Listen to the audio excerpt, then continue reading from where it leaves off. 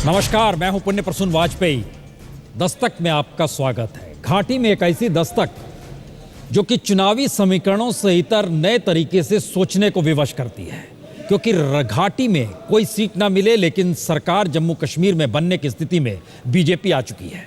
बिना उसके सरकार बनेगी नहीं और उसके साथ सरकार जिसे बनाना है वो आ सकता है। एक ऐसी स्थिति में आकर जम्मू कश्मीर के चुनाव परिणाम फंस गए। लेकिन आइए शुरुआत जश्न से।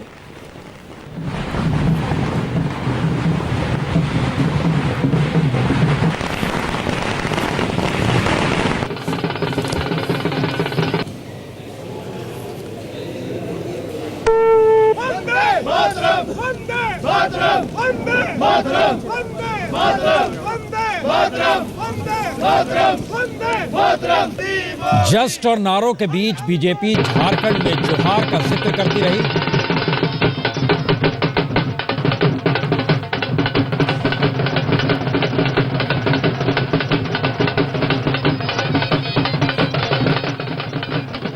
एक सवाल हर जहन में हो सकता है कि पहली बार 14 बरस राज्य बनने के बाद एक बहुमत के साथ एक सरकार आ रही है, तो जिस रास्ते जनता जाना चाहती थी अब उस रास्ते कम से कम नई सत्ता लेकर जाएगी। ये सारे सवाल हर जहन में। लेकिन दूसरा सवाल घाटी का है। घाटी के भीतर पहली बार लोकतंत्र को जीने का मिजाज जिस तरीके से आया, क्या वही बड़ी वजह रही कि एक हंग असेंबली की दिशा में जम्मू कश्मीर के चुनाव परिणाम बढ़ गए और उसके बाद एक नया रास्ता अब निकालने की कोशिश लगातार हो रही है इन सब के बीच कि सत्ता किसके जरिए हाँकी जाए। ये सारी परिस्थितियां हैं। लेकिन इन सब के बीच शुरुआत आज राम माधव से, जो कि लगातार बिसात बिछा रहे थे, समझ रहे थे कि कैसे आगे बढ़ना है। ये अलग मसला है। वो घाटी में थे और घाटी में बीजेपी को एक भी सीट नहीं मिली। भाजपा की पार्लियामेंट्री बोर्ड का मीटिंग कल है। अभी किसी प्रकार जम्मू कश्मीर के संदर्भ में कोई निर्णय नहीं हुआ है। अगर आपके पास कोई जानकारी है तो उसको करेक्ट कीजिए। और जहाँ तक दूसरा भाग है आपके प्रश्न का, चुनाव के रनअप में न केवल हमने पीडीपी को क्रिटिसाइज किया होगा, पीडीपी ने भी कई लोगों को क्रिटिसाइज किया होगा, एनसी ने भी कई लोगों को किया होगा। ये चुनाव के रनअप में होता है। आज एक ऐसी विचित्र परिस्थिति जम्मू कश्मीर में पैदा हुई है। एक फ्रैगमेंटेड मैंडेट है।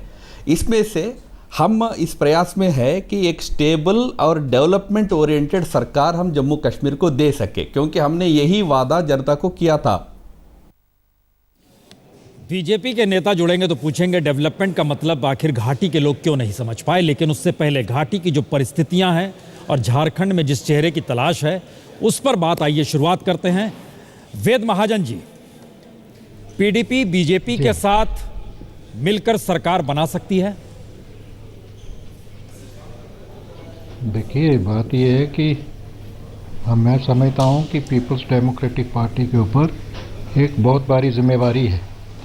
जो पार्लियामेंट के चुनाव हुए उसमें लोगों ने एक डिसाइसिव मैंडेट दिया था कोलिशन सरकारों के खिलाफ, और एक पार्टी को रूल करने के लिए उन्होंने सत्ता सौंपी थी। और आज का भी जो मैंडेट है वो कोलिशन गवर्नमेंट के खिलाफ है, नेशनल कॉन्फ्रेंस और कांग्रेस के खिलाफ है। और पीडीपी जो है नंबर 1 पोजीशन के रूप में, पार्टी के रूप में यहाँ पे उभरी है। ये बात यहाँ तक सही है और हम समझते हैं कि हमारे ऊपर ज़्यादा जिम्मेवारी है, इसलिए अभी इसके ऊपर कोई विचार नहीं हुआ। आज चुनाव का दिन था, आज रिजल्ट आए हैं। पार्टी की जो हाईएस्ट पॉलिसी मेकिंग बॉडी है, जिसको हम पीएसी बोलते हैं, वो 1-2 दिन में मिलेगी। उसके ऊपर विचार करेंगे, क्योंकि ये इलेक्शन हमने कार्यक्रम जो इस इलेक्शनों में हमने बनाया था, जिस पार्टी के प्रोग्राम को लेके हम चले थे, एक गुड गवर्नेंस की बात है और दूसरे इश्यूज थे जो हम लेके चले थे, उसके ऊपर हमें चिंतन करना है, विचार करना है। और जब पीएसी मिलेगी तो इन तमाम बातों के ऊपर चर्चा होगी, तो फिर इसके ऊपर फैसला किया जाएगा। और इसके लिए हमें कोई जल्दबाजी वाली कोई ऐसी बात नहीं कि हमें आधी रात में सरकार बनानी है, ऐसी कोई बात है नहीं। लेकिन वेद महाजन जी, आपके नेता नईम अख्तर साहब इस बात का जिक्र कर गए कि कहीं ना कहीं मोदी और सईद साहब को एक साथ आना चाहिए। आपके नेता इस बात का जिक्र कर रहे हैं कि दरअसल गुजरात कोई मसला नहीं। आपके नेता इस बात का जिक्र कर रहे हैं कि धारा 370 कोई स्थिति नहीं। मेरे ख्याल से घाटी के भीतर एक सवाल है कि जो वोट देने के लिए लोग निकले वो पीडीपी के साथ खड़े हुए, नेशनल कॉन्फ्रेंस के साथ खड़े हुए वहां पर, लेकिन बीजेपी के साथ खड़े नहीं हुए। लेकिन क्या विचार करने की स्थिति में है कि राजनीति यही कहती है कि वोट चाहे जनता जिस मिजाज से दे, लेकिन सत्ता संभालनी है तो विचार किया जा सकता है कि बीजेपी के साथ भी?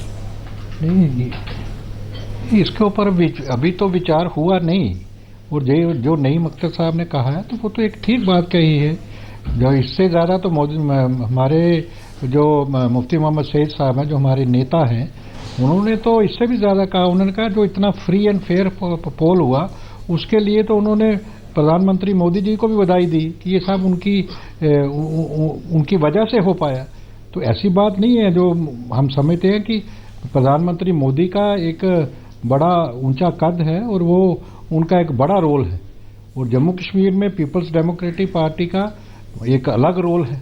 तो इसके लिए हमारे ऊपर बड़ी भारी जिम्मेवारी है। और चूंकि हमारा दल सबसे बड़े दल के रूप में उभरा है, तो हम समझते हैं कि हम एक यहाँ पे एक स्टेबल गवर्नमेंट देना चाहते हैं, एक स्थायी सरकार देना चाहते हैं। ऐसी सरकार नहीं देना चाहते कि जो लोगों की अपेक्षाओं के ऊपर पूरी ना उतरे। तो इसलिए हमें चिंतन करना पड़ेगा, सोच विचार करना पड़ेगा, तभी हम कुछ फैसला कर पाएंगे। इसके लिए हमें कोई जल्दबाजी नहीं कि हमें आज ही रात को इसका फैसला करना है। सिर्फ 28 में जीत मिली है पीडीपी को। पीडीपी अपनी भूमिका मान रही है कि उसे स्टेबल गवर्नमेंट देना होगा, बड़ी जिम्मेदारी है। नेशनल कॉन्फ्रेंस को 15 सीट मिली है।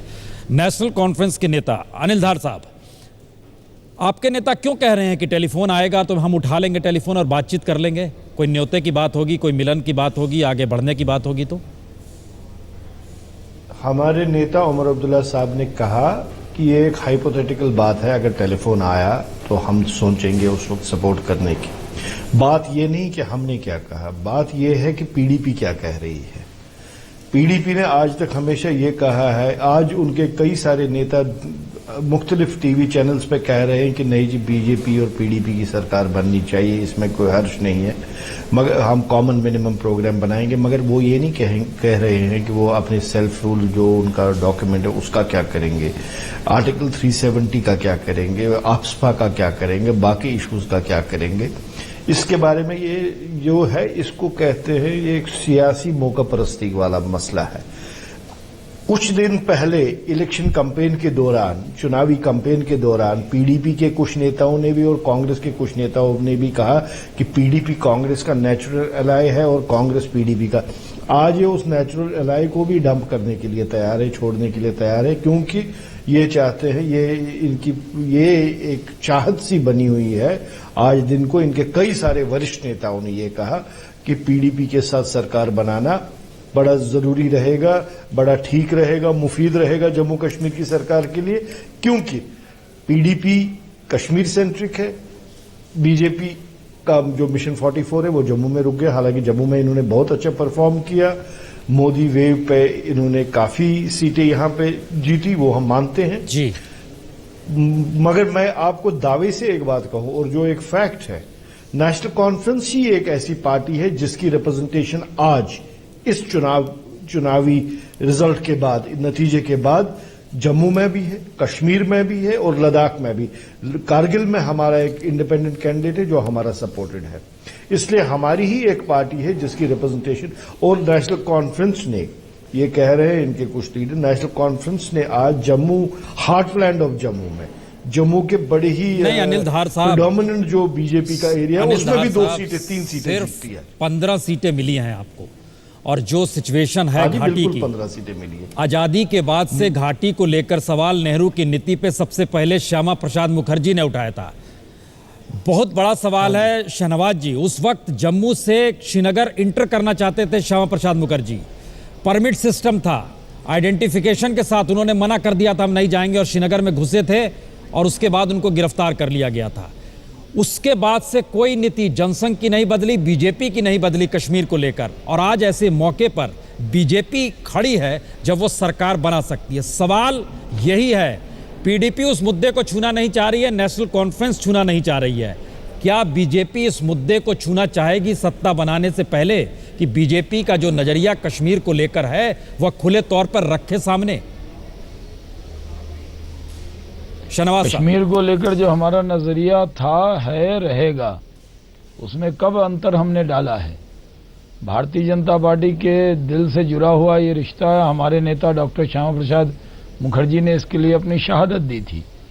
और जहाँ तक सवाल आज का है कि आज जनता ने हमें मैंडेट दिया है, हम 25 सीट जीते हैं और वहाँ पर हम इस स्थिति में हैं कि जैसा हमारे राष्ट्रीय अध्यक्ष ने कहा, हमारे लिए सारे ऑप्शन खुले हैं। हमें क्या करना, सरकार में खुद सरकार बनाना, किसी सरकार को सपोर्ट करना, सरकार से बाहर रहना, ये सारे ऑप्शन खुले हैं। इसलिए हम किसके साथ जा रहे हैं नहीं जा रहे हैं ये चर्चा नहीं की उन्होंने कि ऑप्शन नंबर 1 इनके साथ, ऑप्शन नंबर 2 इनके साथ। हमने कहा कि ऑप्शन खुले हुए हैं और ऑप्शन अगर खुले हुए हैं तो पार्लियामेंट्री बोर्ड कल उस पर विचार विमर्श करेगा और विचार विमर्श करके सारी परिस्थिति को ध्यान में रख के फिर निर्णय करेगा। अभी तो खुद राष्ट्रीय अध्यक्ष बढ़कर आए और क्योंकि अगर आज उनकी प्रेस कॉन्फ्रेंस नहीं होती वाजपेयी जी तो आज दिन भर कुछ और चर्चा चलती। उनकी प्रेस कॉन्फ्रेंस के बाद चर्चा का विषय बदला है क्योंकि कोई ढकी छुपी बात हमने की नहीं है। जम्मू कश्मीर के अंदर लोग वोट डालने आए हैं। सही कहा पीडीपी ने कि मोदी साहब को शुक्रिया अदा किया गया क्योंकि हम लोग फ्री एंड फेयर पोल, जब वाजपेयी जी प्रधानमंत्री थे तब भी हमने फ्री एंड फेयर पोल चाहा था और हुआ था। अभी भी फ्री एंड फेयर पोल हुआ है और हम ये चाहते हैं कि वहाँ जम्मू कश्मीर के हित की सरकार बने और वो कैसे बनेगी उस सब पहलू पर विचार विमर्श करेंगे। इसका मतलब और हमारा जो आइडियोलॉजिकल स्टैंड है वो है, हाँ उसी पे हम आना चाहते हैं कि वो आइडियोलॉजिकल स्टैंड क्या सत्ता बनाने के सामने खत्म होता है या सत्ता में आने के बाद शुरू होता है? देखिए, खत्म और शुरू होने का सवाल नहीं है। जो हमारी विचारधारा है, जो हमारी बात है, वो लोगों को मालूम है और हम उस पर क्या स्टैंड रखते हैं ये भी लोगों को मालूम है। अब क्या परिस्थिति बनेगी जम्मू कश्मीर के अंदर, उससे क्या फायदा नुकसान हुआ है, ये चर्चा तो लोगों के बीच में रहती है और चर्चा होनी भी चाहिए कि जम्मू कश्मीर के हित में क्या है। जम्मू कश्मीर के लोगों को विश्वास में लेना, देश के लोगों को विश्वास में लेना, इन सब लोगों को विश्वास में लेकर कदम उठाते हैं। और आप जानते हैं कि नरेंद्र भाई ने एक नारा दिया, सबका साथ सबका विकास, उसमें सब कुछ शामिल है। सबका साथ लेते हैं हर मुद्दे पर और देश का प्रदेश का विकास करते हैं। तो जो जम्मू कश्मीर के लोगों ने मैंडेट दिया है उसका सम्मान तो करना है। और वहाँ पर लोग इतनी बड़ी तादाद में वोट डालने आए, हम तो वहाँ की जनता को सैल्यूट करते हैं। नहीं, उन्होंने अच्छी तादाद में वोट डाला, ये तो हम चाहते थे। बैलेट का, बुलेट का जवाब बैलेट से दिया। नहीं, शहनवाज जी, पूरा देश सैल्यूट कर रहा है। हम कांग्रेस के पास जाएं, लेकिन वेद महाजन जी एक सवाल आपको पता है बीजेपी की आइडियोलॉजी क्या है कश्मीर को लेकर? हेलो, हाँ वेद महाजन जी, आपको पता है बीजेपी की आइडियोलॉजी क्या है कश्मीर को लेकर?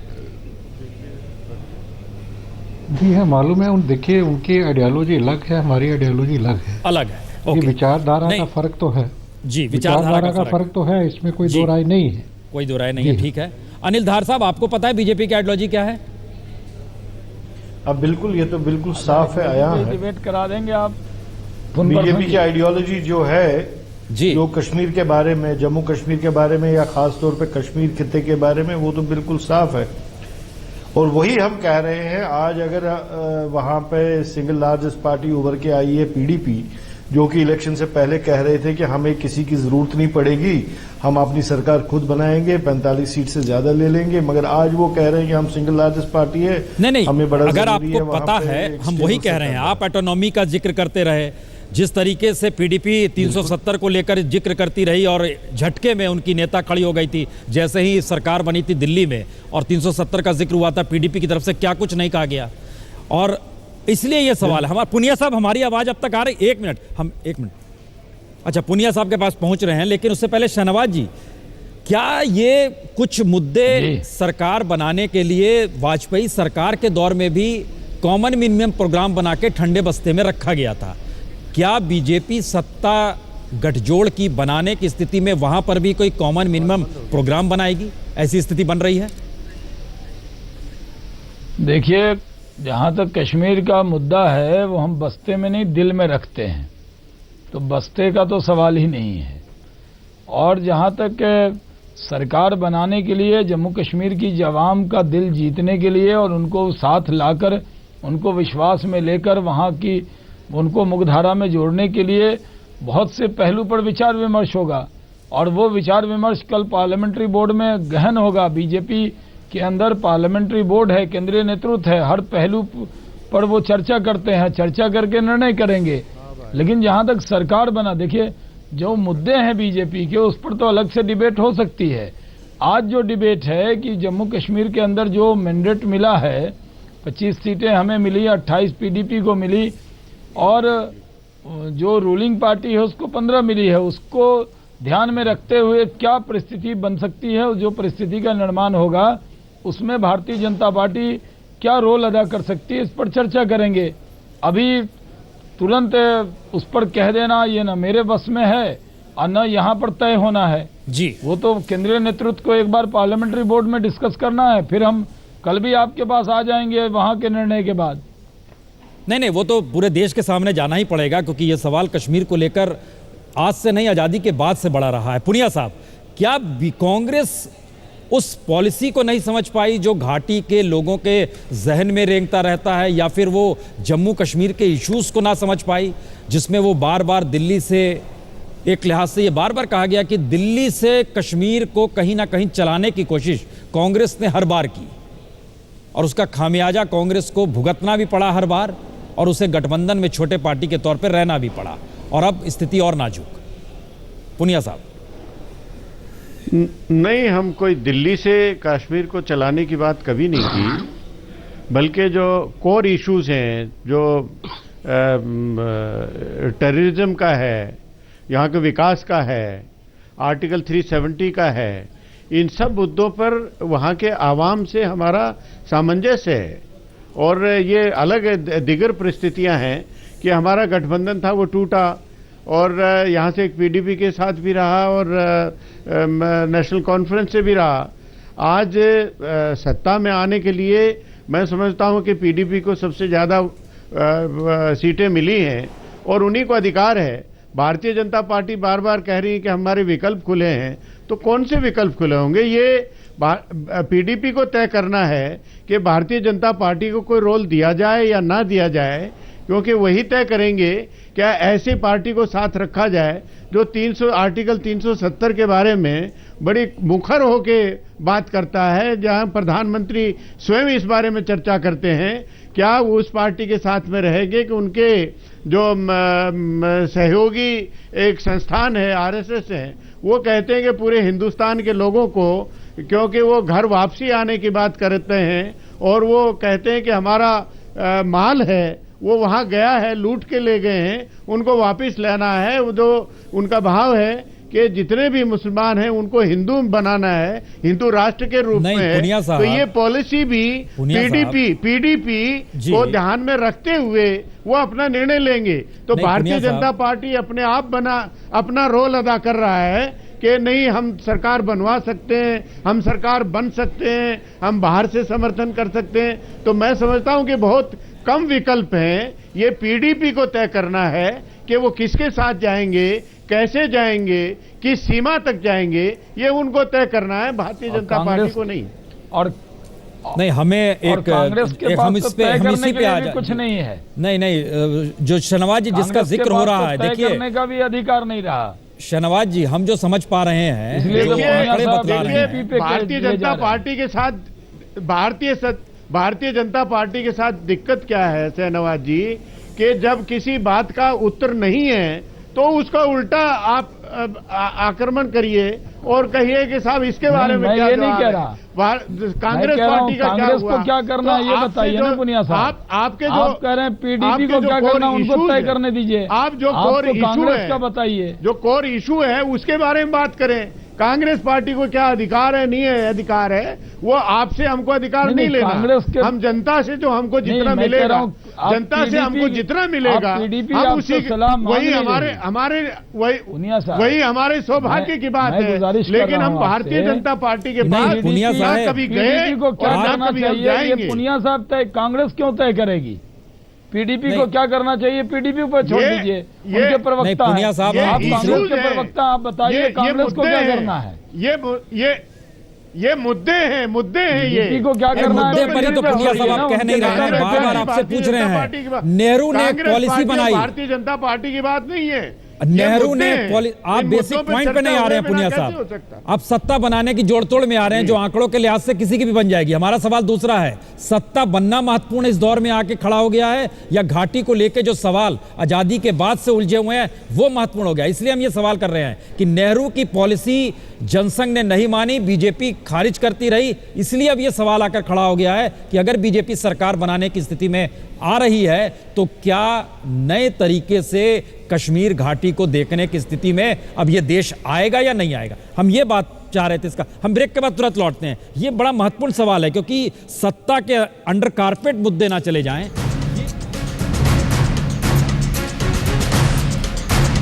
जम्मू कश्मीर का मैंडेट दरअसल एक ऐसे मुहाने पर आकर खड़ा हो गया है जहां लग ऐसा रहा है कि जिसकी पहुंच और पकड़ जम्मू में है उसकी घाटी में नहीं है, जिसकी घाटी में है उसकी लद्दाख में नहीं है, जिसकी लद्दाख में है वो छिटपुट तरीके से सारी जगहों पर फैला हुआ है। क्या लग रहा है शहनवाज जी, मान लीजिए आप कह रहे हैं कि हमारे बारे में हर कोई जानता है कश्मीर को लेकर क्या पॉलिसी है, लेकिन जम्मू कश्मीर को लेकर होल सोल पॉलिसी किसी पॉलिटिकल पार्टी के पास है या नहीं है? क्योंकि मैंडेट तो बिल्कुल ऐसा है कि किसी के पास पूरे जम्मू कश्मीर को लेकर कोई पॉलिसी नहीं है। शहनवाज जी, देखिए, बहुत अच्छा सवाल आपने पूछा है। एक बार अभी जब नितिन गडकरी जी अध्यक्ष थे तो हम लोगों ने एक बार चर्चा की कि कश्मीर को लेकर एक पॉलिसी बननी चाहिए।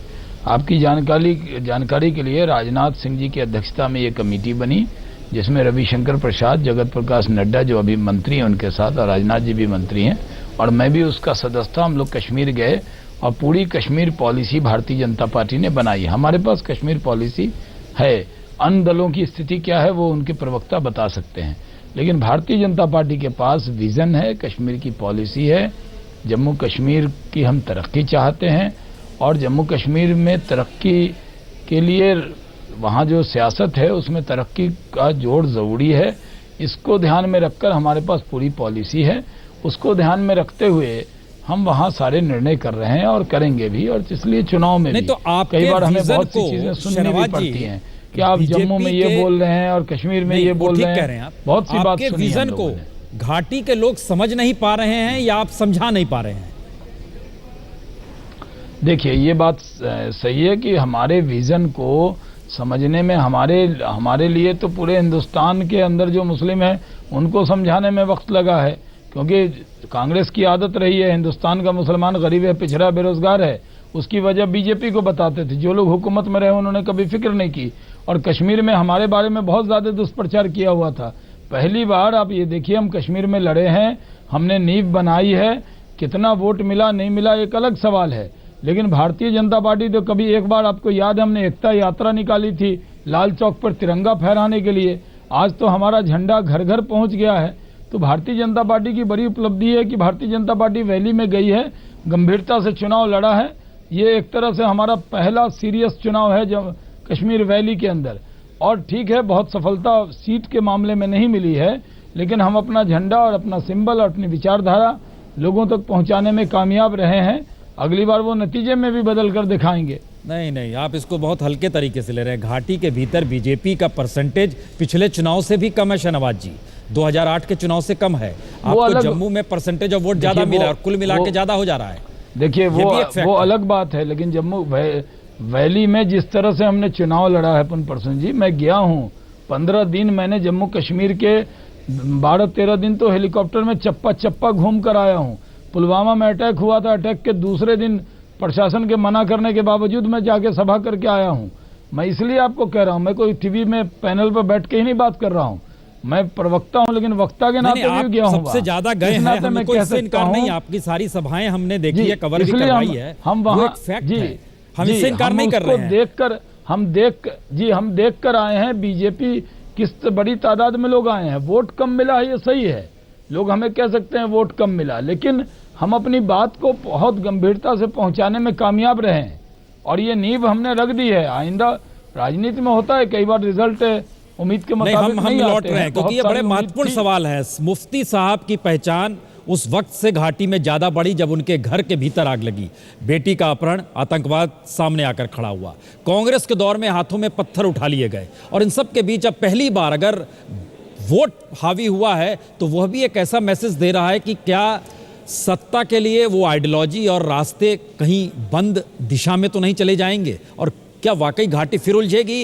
या नहीं उलझेगी? हम जरा ब्रेक के बाद लौटेंगे और हमारे साथ सुप्रियो भट्टाचार्य भी हैं, झारखंड मुक्ति मोर्चा के नेता, उनके पास